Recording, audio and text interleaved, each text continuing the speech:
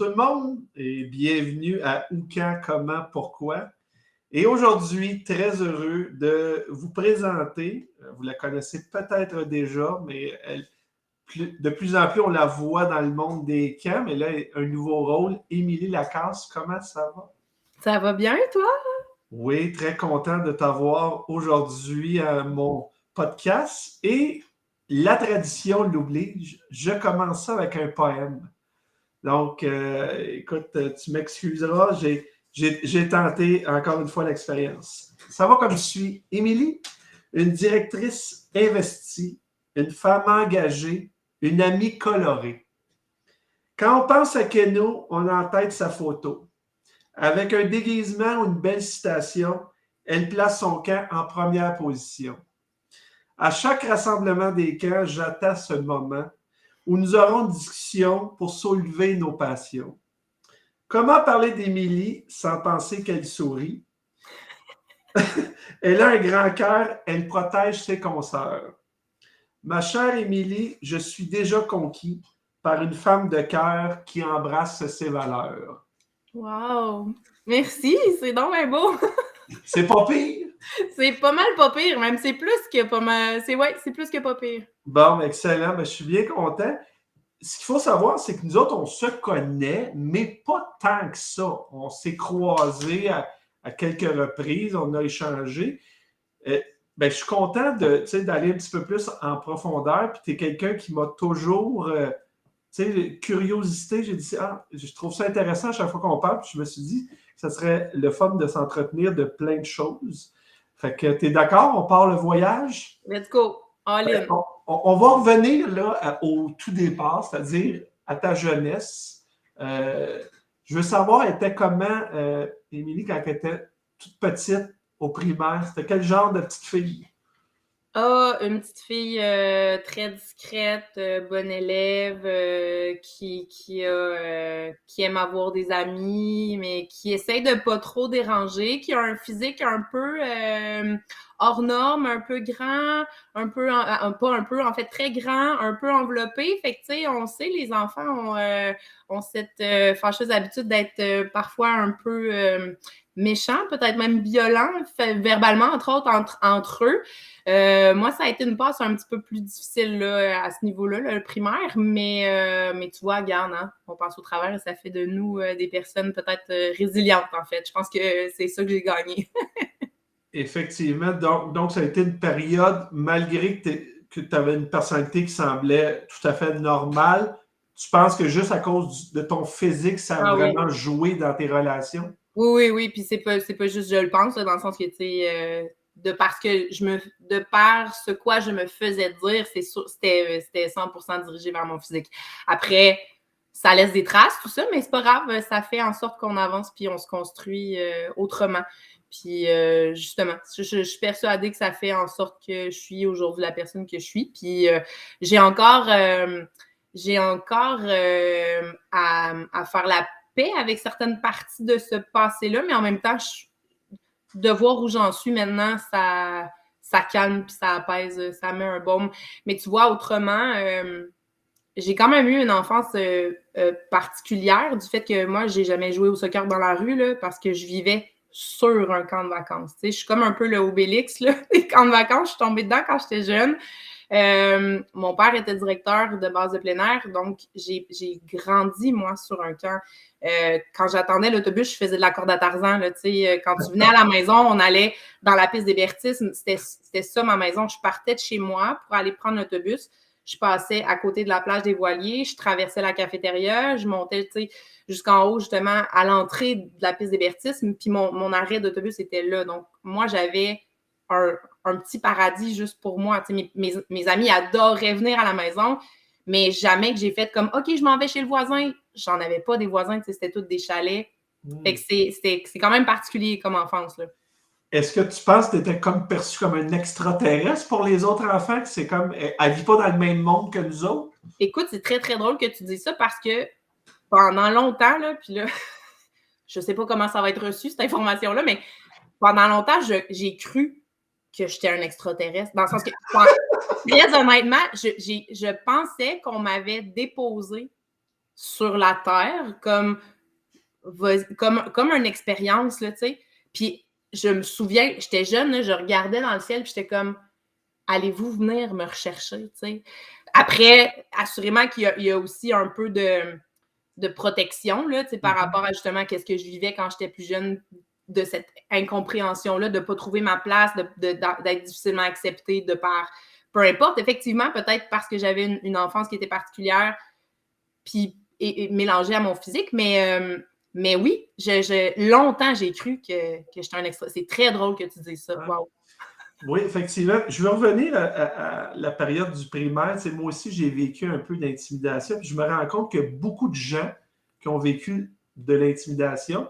Puis particulièrement dans le monde des camps. Je ne sais pas s'il y a un parallèle à faire à ce niveau-là. Toi, comment tu as fait la coupure pour dire là, je passe par-dessus ça, là, ou ça arrête?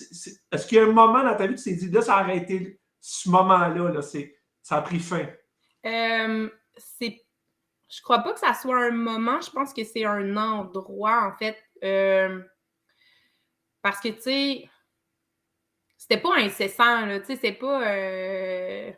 j'avais des amis, j'ai eu du plaisir, là, quand même, là, tu sais. Mais tu vois, en secondaire 5, je suis partie en échange en Colombie-Britannique. Puis ça, il y a comme effectivement eu une coupure du fait que j'ai manqué, j'ai été absente pendant la moitié de l'année.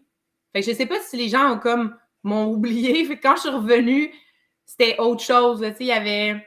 Puis moi, je suis revenue avec, tu sais, j'avais des choses différentes à raconter, puis j'avais réussi à me faire plein d'amis là-bas, fait que ça a comme pris une tournure différente, ça l'a repositionné les importances, je pense. Je sais pas si tu comprends ce que je veux dire, là, mais ouais.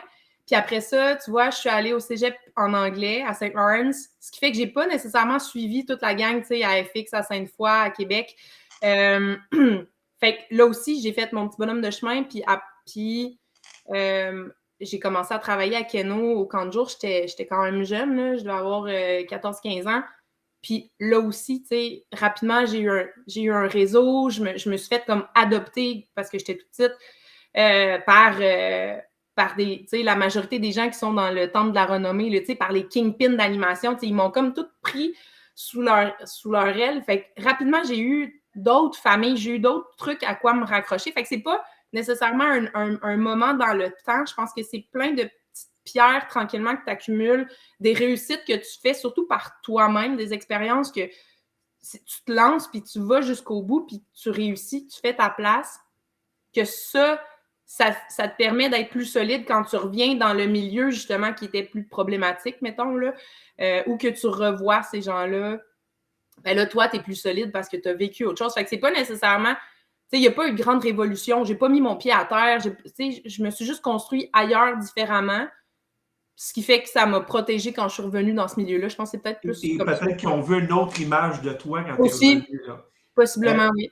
Est-ce que tu vivais les deux mondes? C'est-à-dire, je suppose que quand tu étais jeune, tu allais dans le camp comme campeuse? Non. Non? Non, j'avais pas le droit. J'ai jamais été campeuse. Moi, c'est fou, hein? J'ai jamais été campeuse de toute ma vie parce que, comme je vivais sur le camp, ben mes parents ont pas eu le réflexe. Et pourtant, on en a parlé, tu sais. Moi, quand j'étais jeune, je voulais être océanographe ou faire de la biologie marine parce que je capotais sur mon ami Willy, puis je voulais donc travailler avec les épaulards. Finalement, c'est pas tout à fait ce qui est arrivé, mais mes parents régulièrement disaient on pourrait t'envoyer à Port-au-Saumon. Mon père venait de ce coin-là, il était déjà allé dans des camps dans ce coin-là. Puis finalement, c'est jamais arrivé.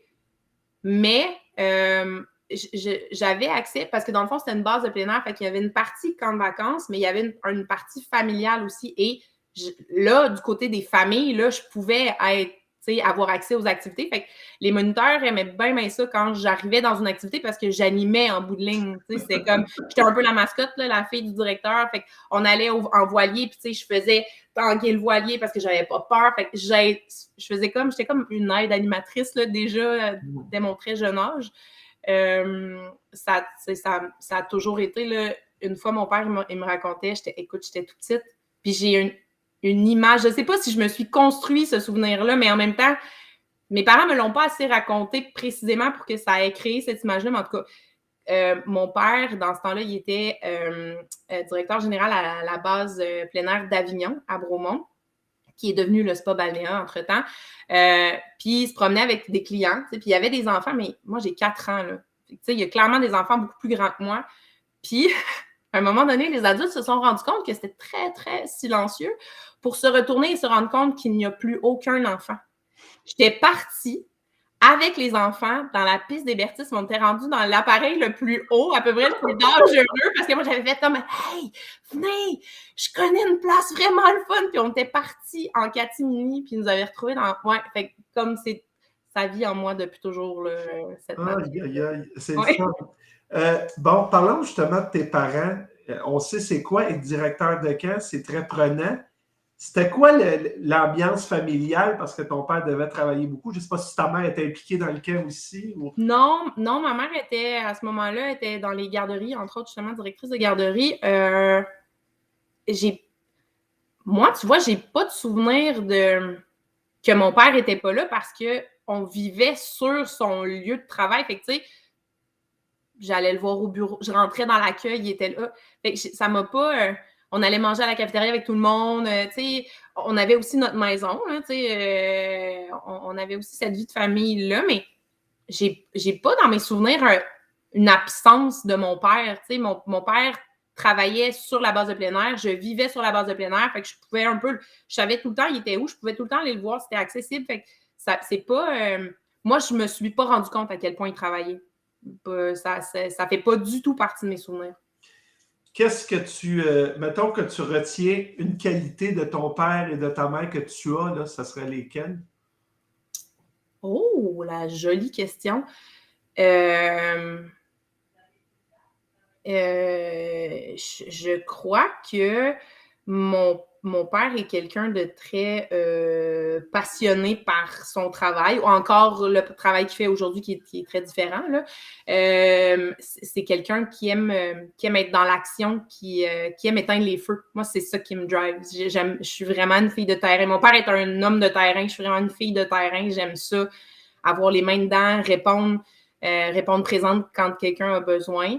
Puis ma mère, c'est le côté peut-être un peu plus calme, justement, tu sais, posée, aimante, accompagnante, ben, pas que mon père n'est pas réfléchi, là, mais tu sais, je sais pas, c'est peut-être plus ce côté-là groundé, ouais. C'est drôle que tu dis ça parce que moi, je dis souvent à mes nouveaux directeurs, mais ceux qui montent dans les échanges, j'ai dit l'important, c'est que tu aimes gérer des problèmes. T'aimes-tu gérer des problèmes? Parce que si tu n'aimes pas ça, gérer des problèmes, change de job, là. Si tu aimes ça, tu es à la bonne place, tu vas en avoir à tous les jours des problèmes. Oui, exact. Oui. Bon, là, on va parler plus des camps. Donc, toi, tu as grandi dans un camp. Y a-t-il un moment que tu t'es dit, hey, je suis tanné de vivre sur un camp? C'est comme... Non, parce qu'on a déménagé quand, tu sais, la Vigie, elle a malheureusement fermé, elle aussi, après d'Avignon. Fait qu'on a été appelés à déménager. Moi, j'ai fini mon primaire. J'habitais plus sur la base de plein air. Fait que, tu sais, la fin de mon primaire, mon secondaire, j'étais rendue dans un quartier, là. J'ai pas... ça n'a pas été extra long. C'est vraiment vraiment ma petite enfance. Plus ça a-tu été difficile, cette période-là de transition? Oui. Ben, oui, je crois qu'à posteriori, oui. Tu sais, sur le coup, tu sais, je pense que la tristesse que je vivais, c'était aussi celle de mes parents. Tu sais, que ce projet-là se termine et tout. Ça a été une période un peu tumultueuse. Mais bon, tu sais, t'es en 5e année, tu fais tes petites affaires d'étudiant, tu vas à l'école, tu réapprends. Là, je marchais pour aller à l'école, j'étais vraiment tout près de l'école. Fait que, tu sais, ma vie a vraiment changé. Je me suis fait des amis dans mon quartier. Mais dans ma tête, ce qui s'est créé, c'est que parce que cet endroit-là était fermé, dans ma tête, c'est comme si ça n'existait plus. Tout ce monde-là s'est écroulé avec la fermeture de la Vigie. Fait que dans ma tête à moi, ça se pouvait plus, ça. Fait que quand j'ai appliqué à Keno camp de jour, tu sais, Keno a toujours eu un camp de vacances, même avant un camp de jour, et je ne l'ai jamais su. Tu sais, je ne suis pas allée travailler au camp de vacances à Keno, là, j'étais allée travailler au camp de jour. Puis j'ai fait plusieurs années, et après ça, je suis partie dans les camps Odyssée. Pourquoi? sais, c'est comme dans ma tête, ce genre d'endroit-là, ça se pouvait plus. Puis quand je suis arrivée, puis c'est par hasard que j'ai appliqué à Trois-Saumons parce qu'une amie avec qui je travaillais à Keno m'a dit « Hey, tu sais, l'été entre des 2 années de cégep, là, tu peux couvrir les classes nature. » Fait que là, mon ami fait « Hey, je me suis engagée pour les classes nature à Trois-Saumons avant de travailler à Keno. Appelle, tu vas voir, ils ont besoin de monde. » Fait que c'est ce que j'ai fait. J'ai été engagée. Quand je suis arrivée à Trois-Saumons, là, les bras m'ont tombé. Là. J'ai fait « Mais ça existe encore. Ce monde-là existe encore. » Dans ma tête, ça se pouvait. Dans ma tête, tout était fermé, c'était fini, ça n'existait plus. Écoute, je suis tombée des nues, là. Je suis tombée physiquement. Je suis retombée en amour avec ce monde-là, cet endroit-là qui est fantastique, tu sais. Puis après ça, j'ai fait 10 ans dans les camps Odyssée pour éventuellement revenir à Keno. Et quand j'ai quitté Keno, j'ai écrit une longue lettre pour expliquer pourquoi je partais, parce que je voulais voir d'autres choses, parce que je voulais apprendre autre chose pour éventuellement revenir. Mais dans ma tête, encore, on s'entend, il n'y avait que le camp de jour qui existait. Puis, c'est fou, hein? C'est fou, c'est ça. Mais j'avais dit qu'un jour, je reviendrais. Puis comme de fait, voilà, je suis là. Ça fait 10 ans cette année que je suis à Keno comme permanente. Félicitations. C'est quoi que tu allais chercher dans les camps? Pourquoi tu as travaillé dans les camps? Tu aurais pu faire d'autres choses? Mais non. Non. C'est inscrit dans mon ADN. Encore aujourd'hui, tu me dis, Émile, si tu sors des camps, tu fais quoi? Tu sais, j'ai pas étudié là-dedans. Là. J'ai fait autre chose, question de me challenger, justement. Étudier un? Je suis kinésiologue. OK. Ouais. Et tu savais que c'est pas ça que tu ferais? Exact. OK. Parce que je pense que j'ai voulu épargner un peu mes parents, là, comme ils savent très bien c'est quoi ce milieu-là et à quel point c'est difficile. Fait que je me disais que j'allais pas aller étudier en récréologie parce que j'avais de toute façon une très grande connaissance du milieu puis que si je voulais évoluer dans le milieu, je savais que j'allais possiblement y arriver sans le diplôme. Puis, je suis une fille quand même qui a fait beaucoup de sport, puis le corps lui-même me fascine. C'est ça, c'est vraiment un intérêt que j'ai. Je trouve que c'est une machine extraordinaire. Fait que d'étudier là-dedans, puis je suis allée à Sherbrooke, c'était très terrain. Ça me représentait beaucoup plus que, mettons, à Laval, où est-ce que c'est un peu plus du côté de la médecine. À Sherbrooke, c'est plus du côté de l'éducation physique. Fait que d'enseigner, d'apprendre, tu sais, dans le fond, les kinésiologues qui sortent de Sherbrooke, c'est comme les profs d'éducation physique de la société en général. Puis ça, moi, ça m'attirait, tu sais, de partager cette passion-là avec des gens. Ça reste un peu comme de l'animation, dans le fond, là.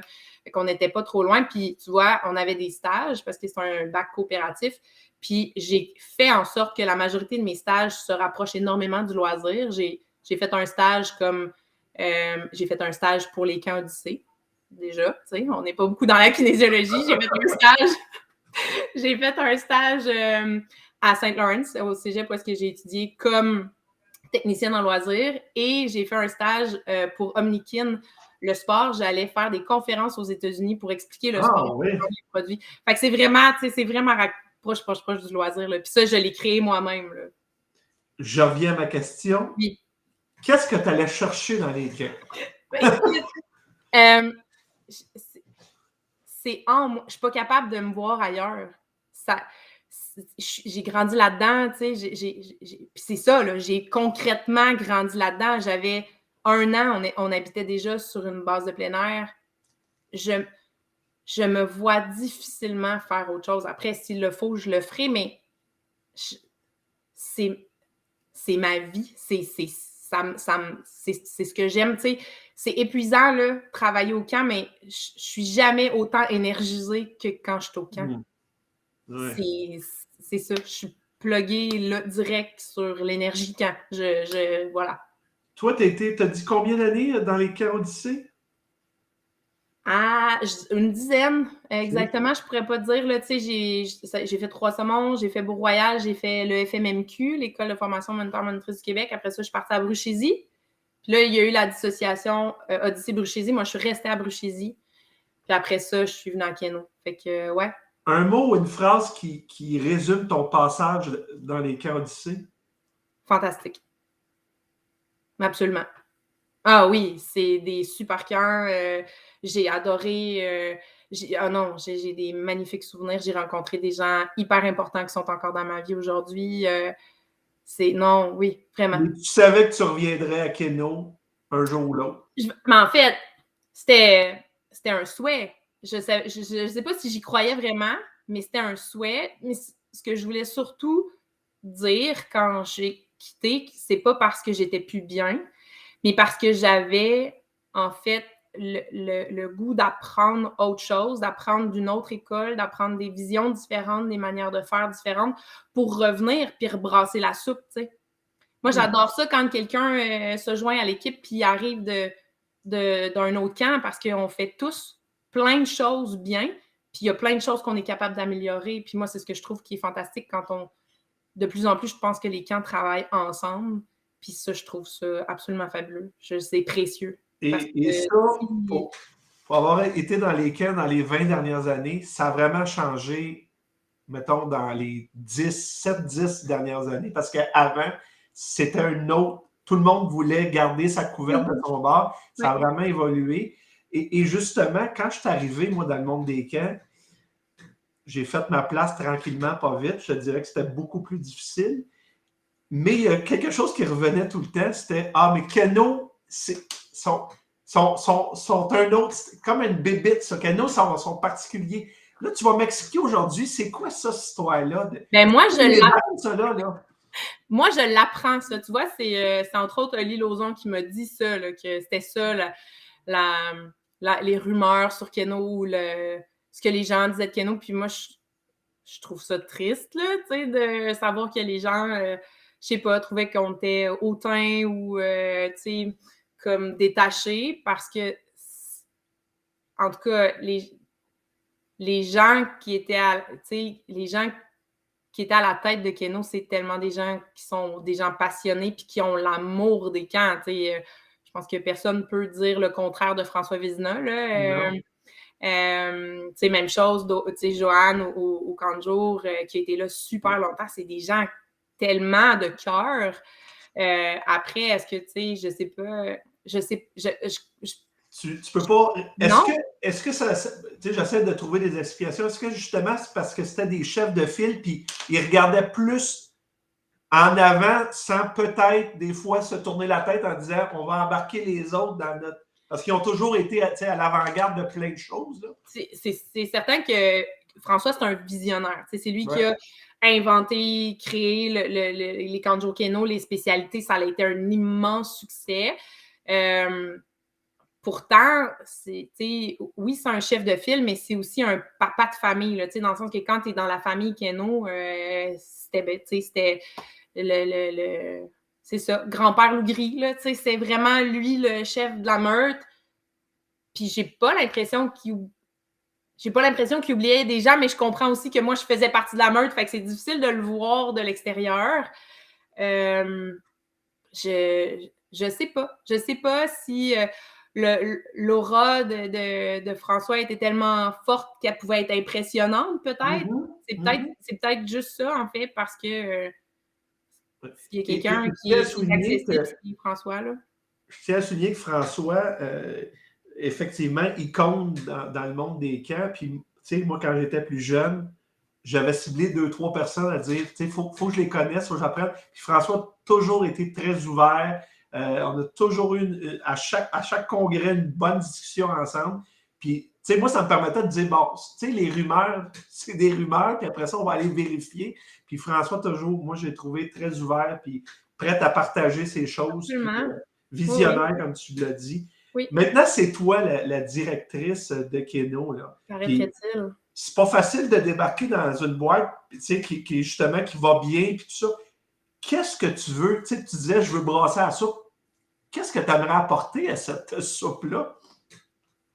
Ben déjà, juste de repartir, ça va être beaucoup après 2 ans de fermeture. Bien honnêtement, moi, j'aime là, dans la vie. J'aime. C'est ce que je fais.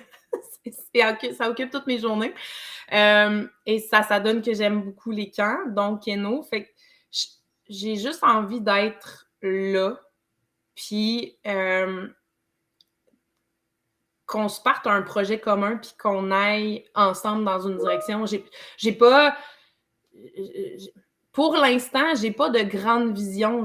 Keno va bien, effectivement. Il y a certains trucs que je veux changer, que je veux challenger, des traditions, entre autres, que je veux faire évoluer, que je veux ramener dans le temps d'aujourd'hui.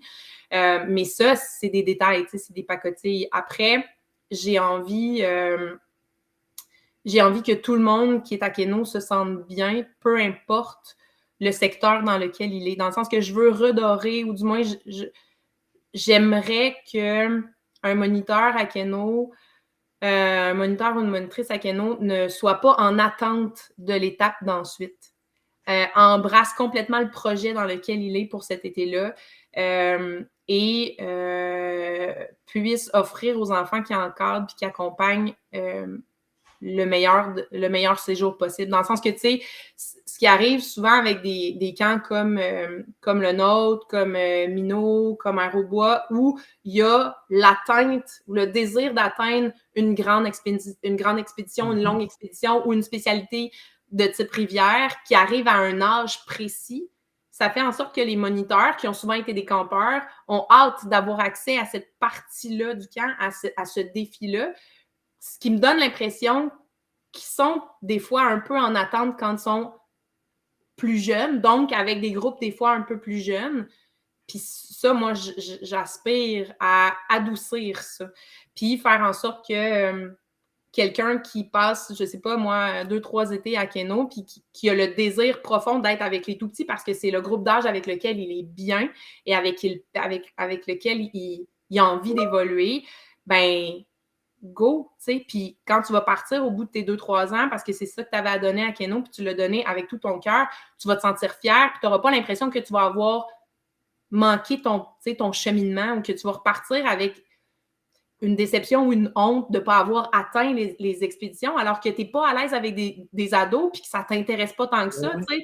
C'est ce qui se passe, en tout cas, du moins, c'est ce qui se passait. Puis ça, j'espère que la cassure de 2 ans va avoir adouci ça parce que moi, c'est vraiment quelque chose que je souhaite changer. Je le sais que assurément que j'y arriverai jamais complètement parce qu'il y a cette gradation-là, puis on ne peut pas l'enlever. Mais j'aime, tu sais, autant, mettons, puis c'est la même organisation, là, tu sais, du côté du camp de jour, moi, je me souviens, au secteur des 4-6 ans, il y avait, là, des monstres d'animation, là, tu sais, des gens de qui je me souviens, que je connais encore les noms, puis qui étaient des dieux, là, des dieux des 4-6, puis les gens étaient fiers, puis personne faisait comme, ben ouais, on s'était pas chez les 10-12, c'était vraiment nul. Non, non, non. Tout le monde était des kingpins de chacun de leur secteur, puis c'était ça, puis tu pouvais passer toute ta carrière au 4-6, puis sortir de là, puis être le roi des 4-6, puis être ô combien vénéré, là. Fait que, tu sais, j'aspire pas à ce que ça soit autant, parce que ça peut pas, mais quand même, que quelqu'un qui passe, c'est ça, 2-3 étés chez nous, puis qui soit avec les décous, puis qui ait passé tous ces étés avec les découvreurs, mais reparte, puis soit le roi des découvreurs, puis qu'il soit heureux de ça, tu sais.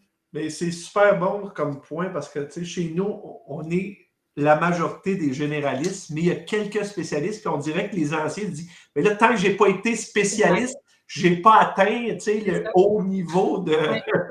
Ça, c'est drôle, parce que je leur dis, ben non, tu peux rester toute ta vie à la même place si tu es heureux, puis t'apportes... Exact. Ben surtout, respecte-toi là-dedans. Tu sais, force-toi pas à aller en rivière ou avec les plus vieux puis que tu n'es pas à l'aise. C'est pas ça que je te demande. Je te demande, tu sais, non. En fait, c'est ça. Vas-y avec le groupe qui te convient, puis aime-les, mon Dieu, s'il te plaît. Repartir un camp après 2 ans, c'est pas évident. On a la même problématique chez nous aussi. Donc, tu disais tantôt, on veut peut-être apporter certains petits changements. Tu en as profité peut-être pour jouer dans quoi dans votre programmation? Tu disais les traditions. Parle-moi de ça. Qu'est-ce que vous allez... Tu sais, mettons que je suis campeur chez vous, puis je me dis, il va-tu avoir des nouveautés? Il va-tu avoir des choses... je pense que les campeurs vont peut-être moins s'en rendre compte. Assurément, oui, j'ai changé un peu la programmation. Je l'ai ramené sur un cadre qui était plus... excusez, il y a une petite bébête à côté de moi. Un peu plus carré, là, je dirais. C'est 8 fois une semaine, 4 fois 2 semaines. Puis là, après, ben là, tu as des spécialités, pas les spécialités, mais tu as des rivières qui, là, entrent et sortent à des moments moins cadré, là. Sinon, ben, j'ai dépoussiéré le camp d'escalade que j'ai remis au goût du jour et visiblement, ça plaît parce qu'ils sont déjà pleins. Wow. Et j'ai augmenté aussi le nombre de semaines en vélo de montagne et ça aussi, ça a été un franc succès. Ça aussi, c'est plein. Et on se lance avec la pêche à la mouche pour une première année, une petite semaine de pêche à la mouche. Fait que oui, j'ai essayé d'apporter autant des nouveautés, puis une nouvelle rivière aussi.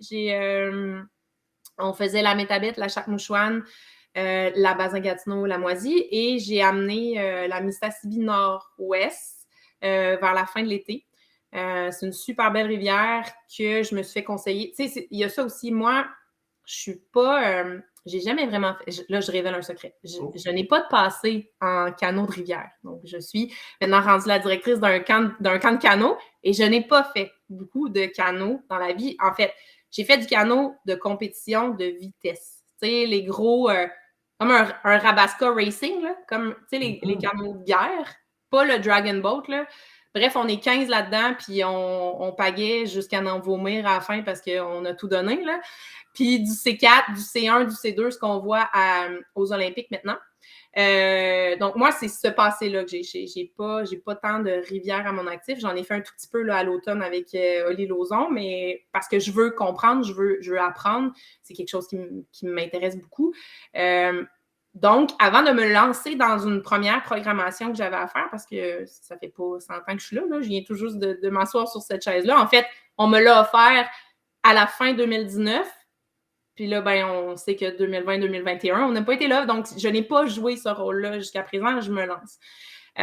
Donc, faire une programmation sans avoir ce fine-tuning-là de connaissances, je me trouvais bien démunie pour prendre des décisions. Donc là, j'ai appelé beaucoup d'anciens. J'ai eu énormément de conversations téléphoniques avec ces gens-là qui étaient sur le terrain, des gens qui sont encore sur le terrain, des gens qui sont plus là, qui sont plus sur le terrain, mais qui sont encore bien impliqués dans le monde de la rivière, pour avoir leur avis, pour savoir, ben, parce que moi, je suis une maman, là, j'ai cette vision-là et j'ai l'inquiétude de, ben là, ça fait 2 ans que les jeunes ne pagaient pas.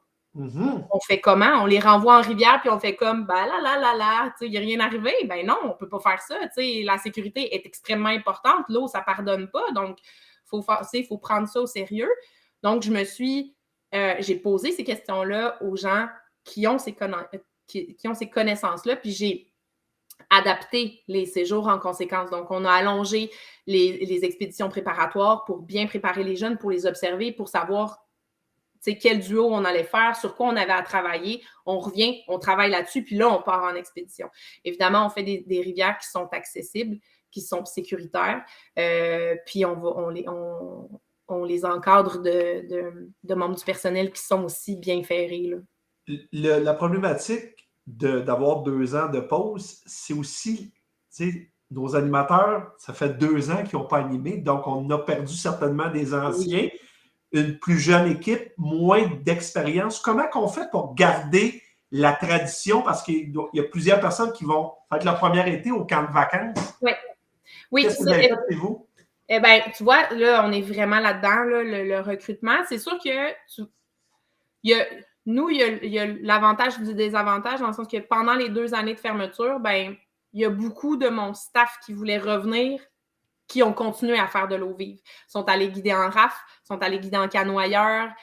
Ils ont continué à perfectionner ce savoir-là. Donc là, ils sont d'autant plus ferrés pour revenir. Donc ça, moi, ça m'a énormément rassurée parce que je me dis, OK, les campeurs, parce que ça reste difficile à faire comme activité. Là. C'est pas juste tu prends ton vélo et tu t'en vas dans la rue, là, faire du vélo, faire du canot en tant qu'enfant, là, en tant qu'ado, mettons, là.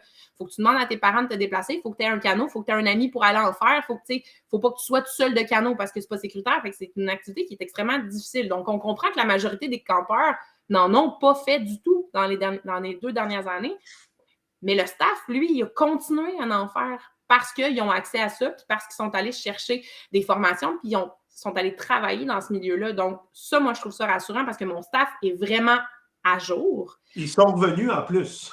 Oui, ils sont revenus en plus, exact. À ces niveaux-là. Là, après, ben, il y a tout le côté traditionnel.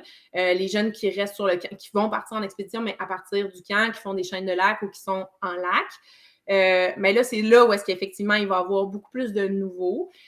Mais Keno est fort de ses traditions. On a fêté très discrètement notre 55e été l'été passé.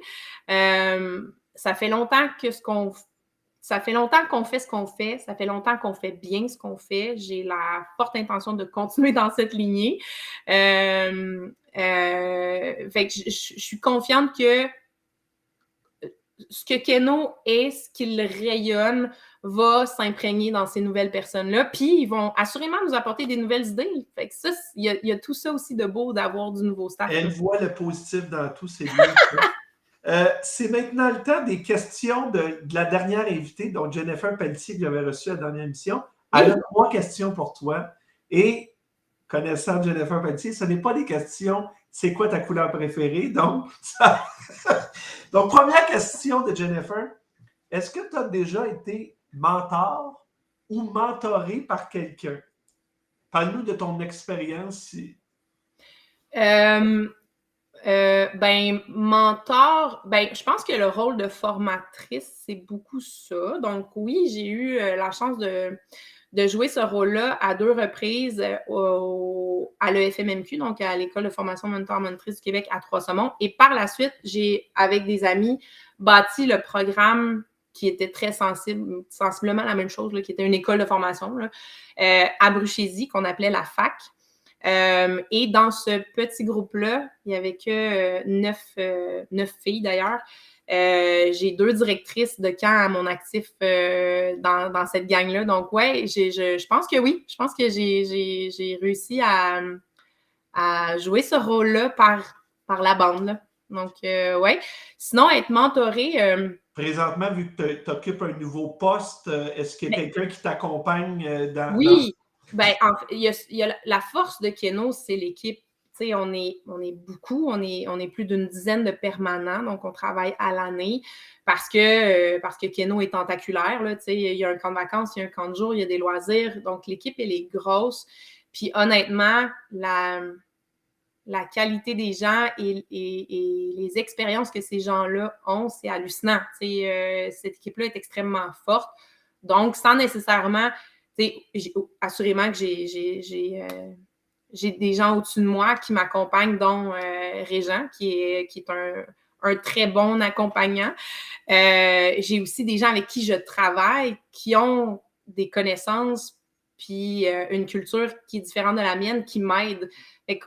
C'est vraiment un gros travail d'équipe. Ça, c'est la force de ça. Puis moi, c'est ce que j'ai réalisé dans nos réunions qu'on avait pendant la pandémie, tous les camps.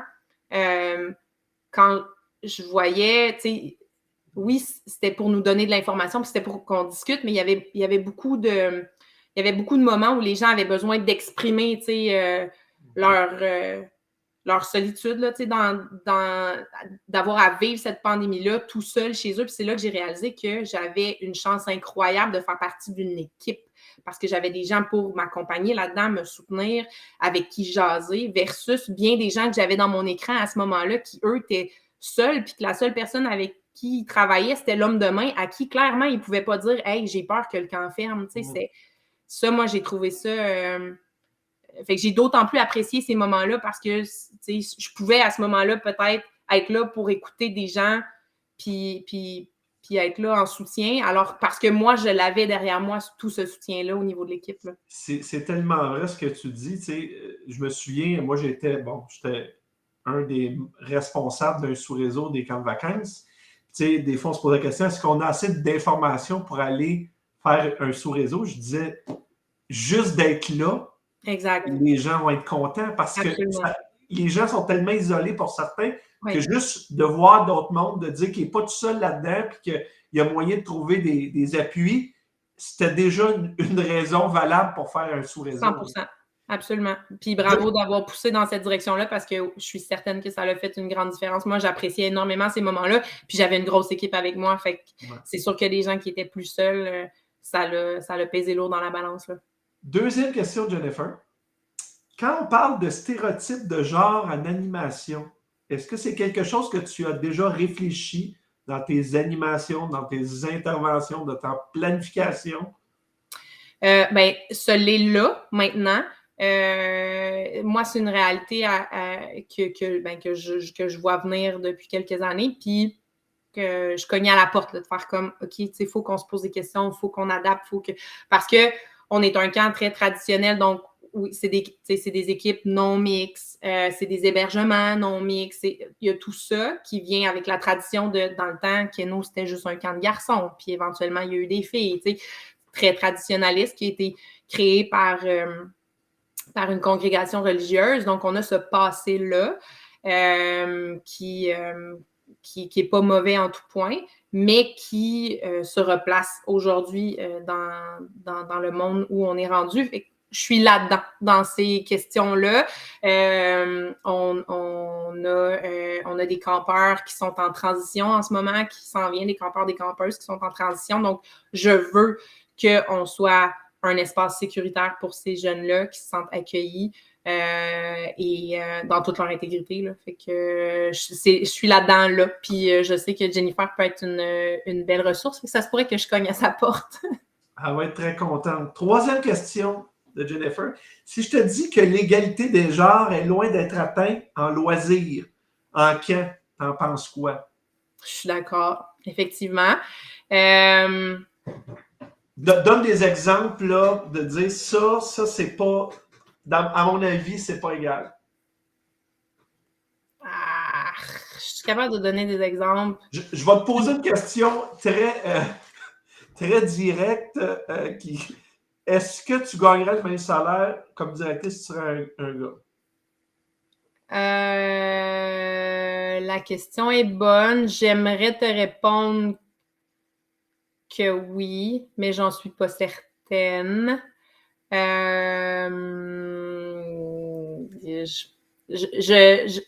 vais dire que je fais confiance à la direction générale de Keno là-dessus. Je vais terminer ma phrase là. Pour vrai, je suis pas capable de te donner d'exemple, hormis le salaire, parce qu'évidemment, moi aussi, c'est la première chose qui m'est venue en tête. Là.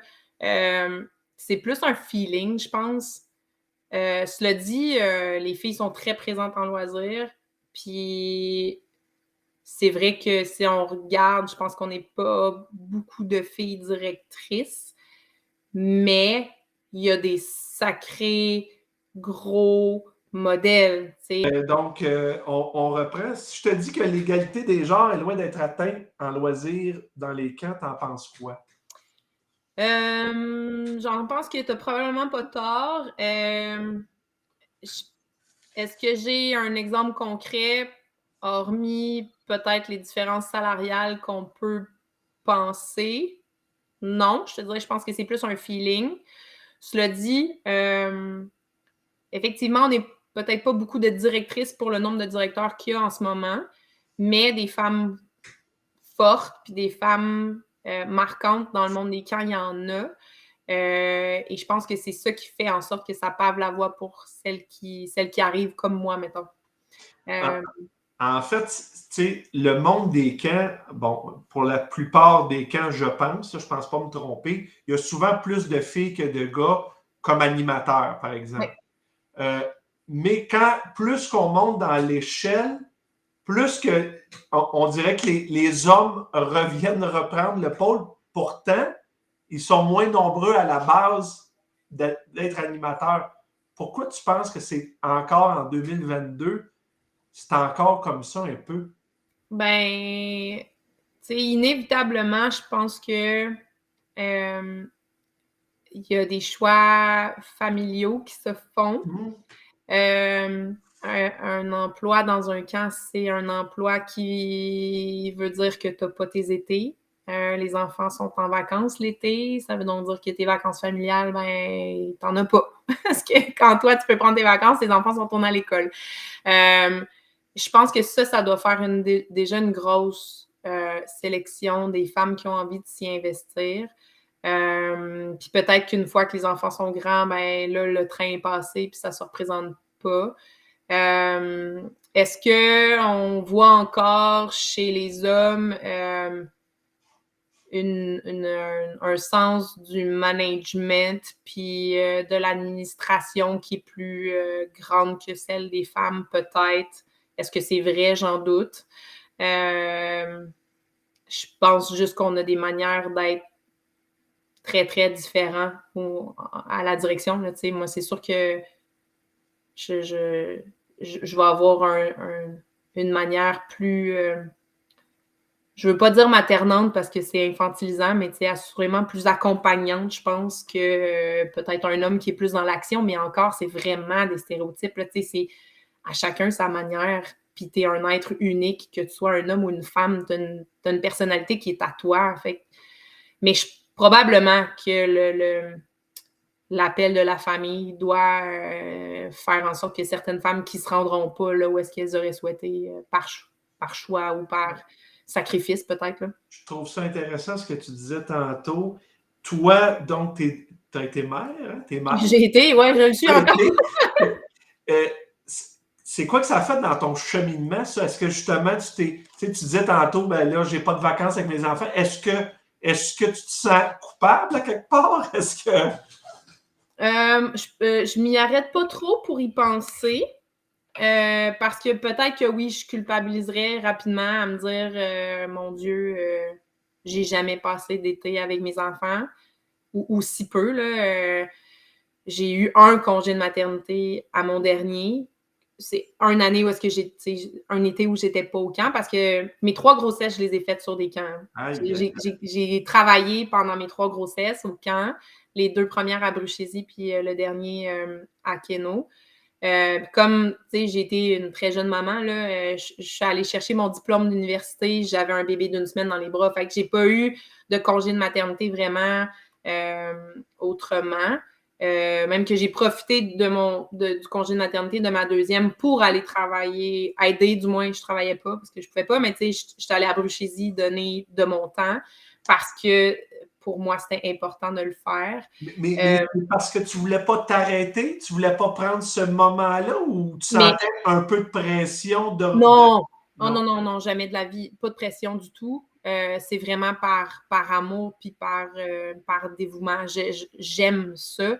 Puis je te l'ai dit tantôt, il n'y a pas un endroit qui m'énergise autant que d'être au camp. Même si tu te couches à des heures de fou, tu te lèves à du trop bonheur. C'est ça, là.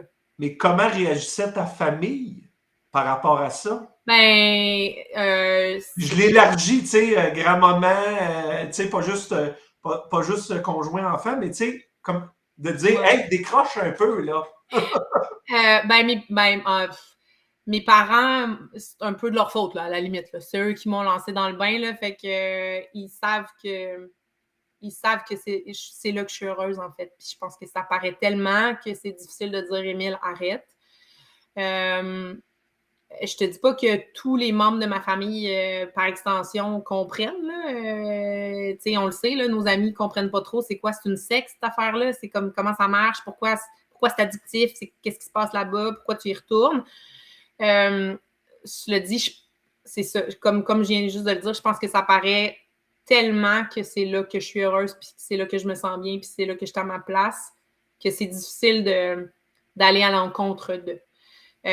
Puis, tu sais, c'était pas nouveau là, que j'aimais les camps. Là. J'aime les camps depuis le jour 1 de ma vie. Fait que c'est sûr que si je suis dans ta vie, ben ça va venir avec. Là.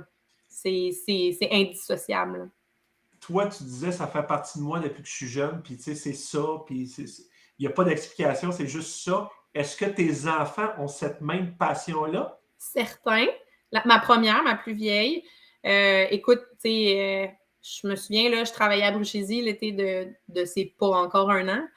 Je l'avais avec moi dans son parc. Elle avait comme 4-5 mois. Elle était là. Tu sais, je travaillais en même temps que je m'occupais d'elle. Puis, à un moment donné, j'ai pu avoir une petite gardienne.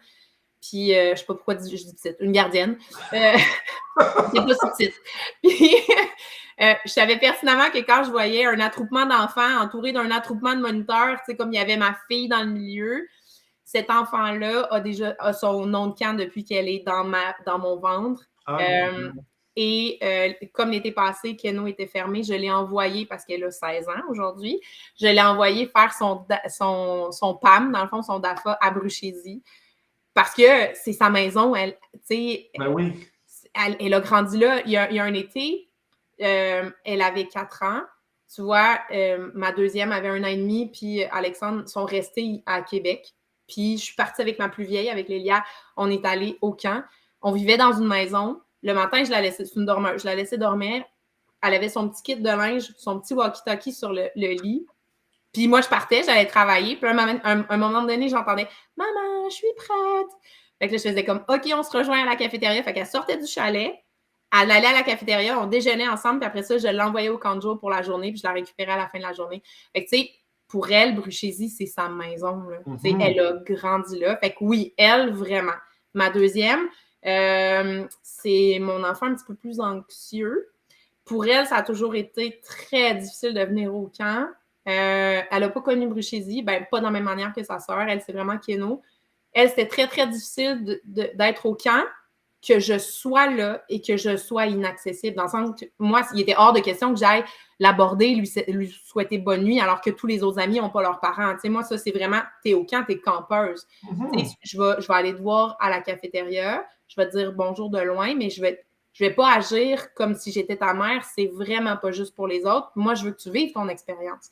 Fait que pour elle, pour un enfant anxieux, et avec un lien d'attachement fort, c'était très, très difficile. Pendant longtemps, les nuits, c'était difficile. Fait que je briefais les moniteurs, les monitrices en conséquence. Puis qui se sentent pas mal non plus, parce qu'il y a ça aussi, là, tu sais, ah oui, mais là, c'est la fille, tu sais, d'Émilie. Puis non, je n'étais pas la directrice, mais j'étais quand même responsable du service à la clientèle. Puis j'étais là, puis je vivais là-bas. Fait que, tu sais, les gens ne voulaient pas mal faire. Mais je la connais, là, c'est ma fille, là, tu ne vas pas me dire que tout se passe bien, je ne vais pas te croire.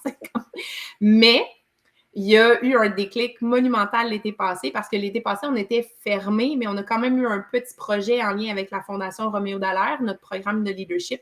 On a eu 3 fois 10 jeunes à peu près qui sont venus pendant l'été. Puis, tu sais, on n'avait pas de cafétéria, donc on a appris, on s'est fait à manger. Les jeunes se faisaient à manger, ils faisaient la vaisselle. Écoute, c'était extra. On pourrait refaire 1 heure, là, puis je te parlerai juste de ça. Bref, j'ai introduit ma fille dans ce projet-là et elle a vraiment eu un déclic fabuleux. Là, depuis qu'elle est ressortie du camp, elle compte les dodos pour retourner au camp. Ça, moi, c'est une grande réussite parce qu'elle a vraiment vécu avec un groupe extraordinaire. J'avais jamais vu ça, un groupe de même, là, fou raide. C'était beau là, de les voir, c'était incroyable. Fait que là, elle s'est attachée à des gens, elle a sa gang maintenant. Puis, ça a été une expérience qui a été vraiment plus douce, je pense, pour elle, parce qu'il n'y avait pas justement les 350 personnes, il était juste 10. Il y avait les 3 moniteurs, moi, j'étais là, c'est tout.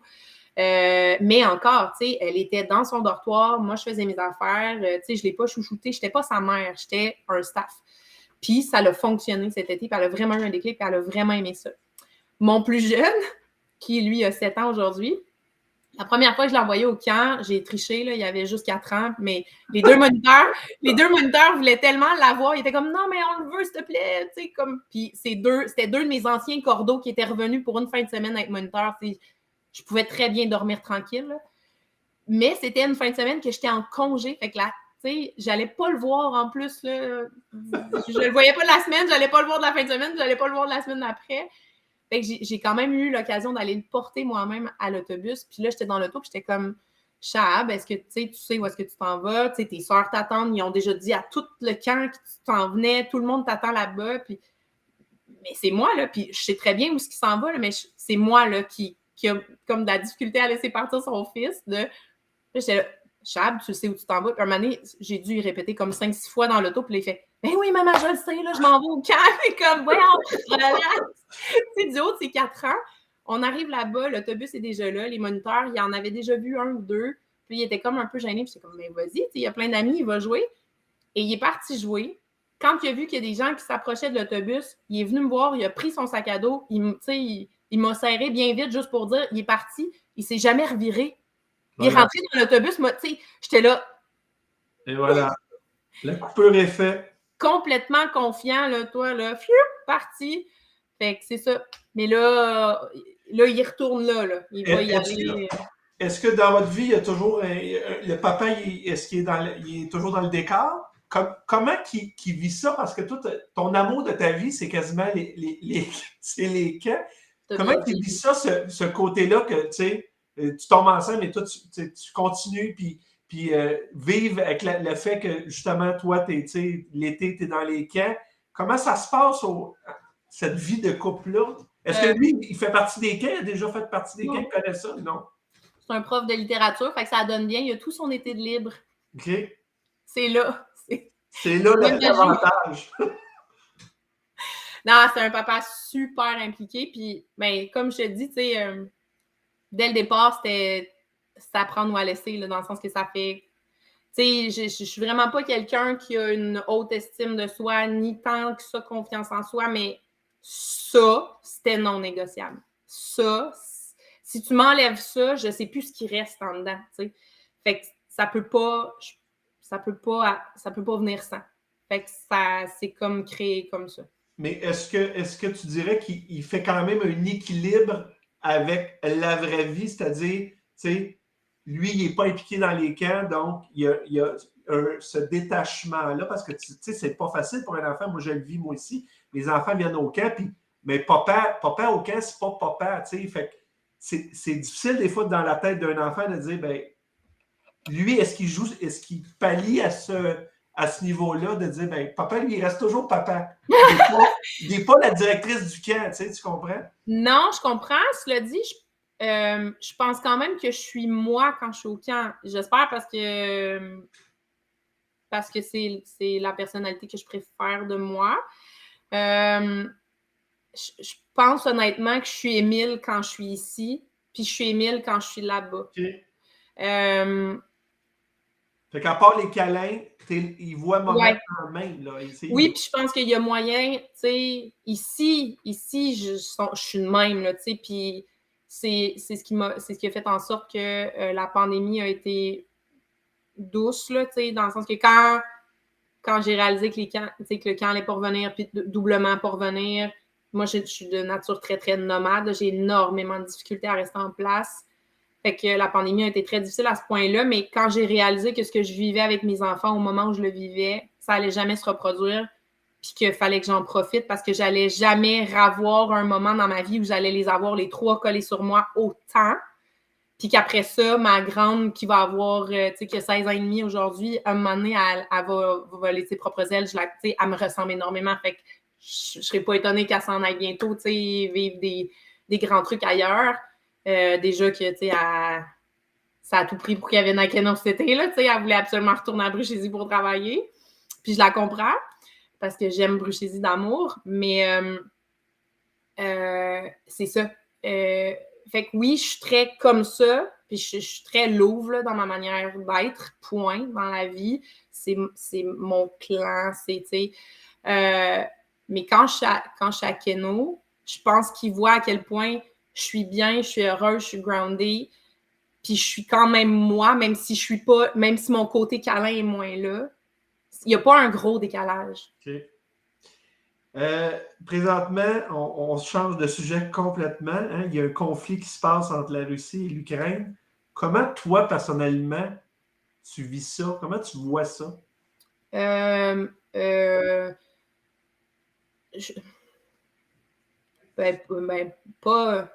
bien. Pas bien. Du fait que je trouve ça horrible d'être ici, puis tu sais, de continuer à vivre comme si de rien n'était ish, là, alors qu'ailleurs, ils bombardent des écoles. Ça m'horripile. J'essaie de garder les enfants le plus informés possible dans la vérité, dans le sens que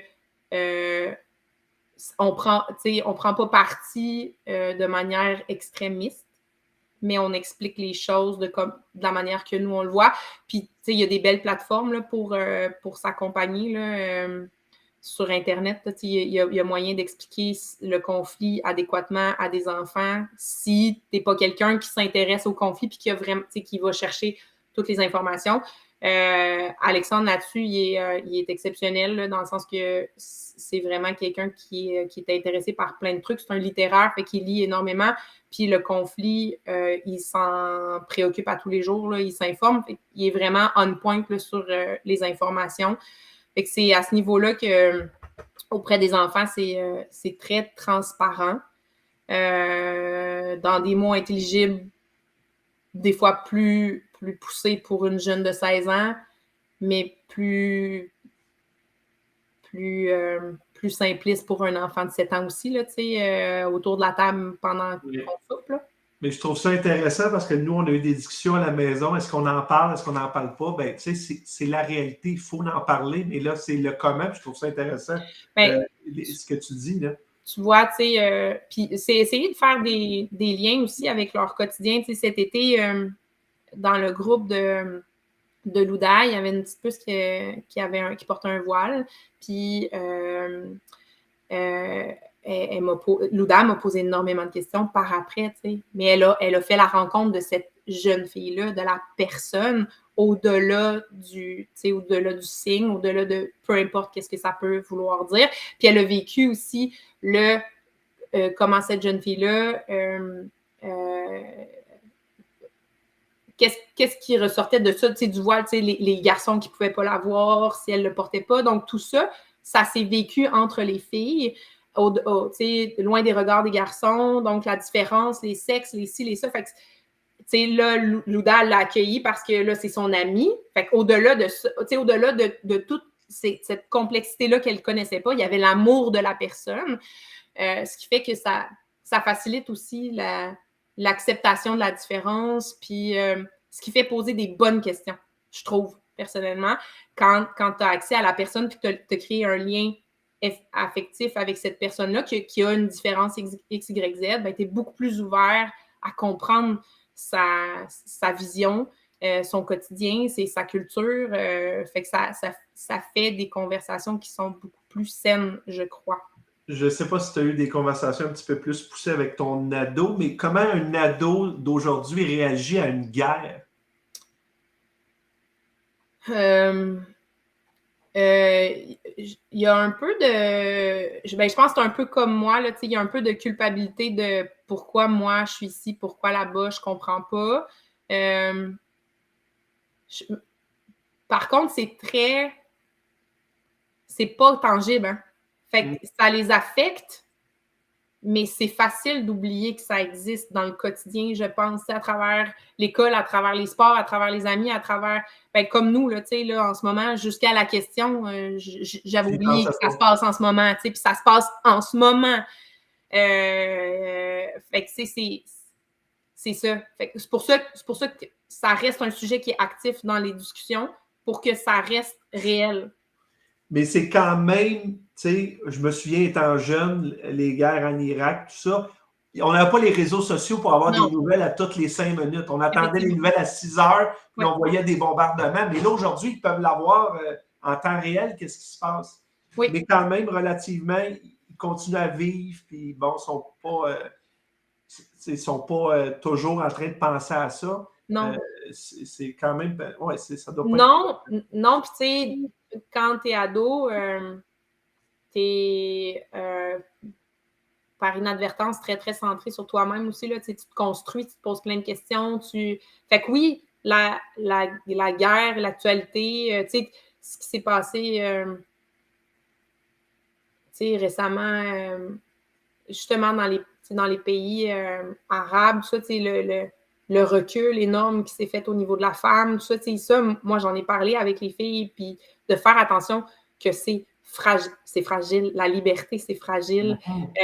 Hier, ma deuxième, Louda, elle disait qu'à l'école, il avait appris que en Floride, il allait voter pour faire enlever l'éducation à la sexualité dans les écoles pour justement plus parler de ça, que ça devienne tabou.